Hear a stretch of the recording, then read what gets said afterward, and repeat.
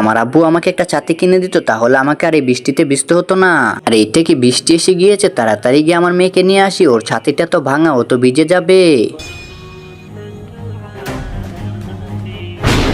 বৃষ্টি এসে গিয়েছে, আমার বোন তো মনে হচ্ছে ভিজে যাচ্ছে, যাই আমি ওকে গিয়ে নিয়ে আসি।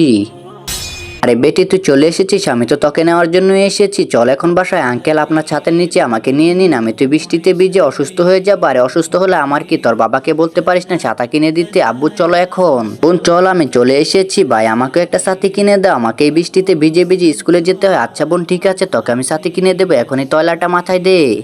দেখো আমার বেটি, আমি তোমার জন্য নতুন একটা ছাতি নিয়ে এসেছি। আব্বু এই ছাতিটা তো পুরানো হয়েছে, এই ছাতিটা দেখো বন্ধ হচ্ছে না, এখন আমি এটা ফেলে দেই। আরে দেখবো না, ও পুরান ছাতাটা ফেলে দিছে, এখন এটা ঠিক করে আমি তোকে দেবো।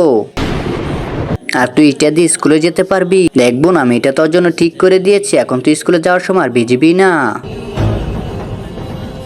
দেখবো কে কে শয়তানকে হারিয়ে আল্লাহকে ভালোবাসে। যারা যারা আল্লাহকে ভালোবাসেন তারা ভিডিওতে লাইক করে চ্যানেলটি সাবস্ক্রাইব করে দিন। না ভালোবেসে থাকলে লাইক সাবস্ক্রাইব কোনটাই করতে হবে না, আর অবশ্যই কমেন্টে আল্লাহু আকবার লিখে যাবেন। আরে বাবা হ্যাঁ কি হয়েছে বেটি? দেখো আমি যে ছাতাটা ফেলে দিয়েছিলাম, ওই মেয়েটা ওই ছাতাটা ঠিক করে নিয়েছে। দাঁড়া তুই এখানে। এই মেয়ে ওই মেয়ে, দাঁড়া বলছি। হ্যাঁ আঙ্কেল বলুন। আর এটা তো আমাদের ছাতা। আঙ্কেল আপনারা তো এই ছাতাটা ফেলে দিয়েছিলেন। আরে ফেলে দিয়েছি তো কি হয়েছে?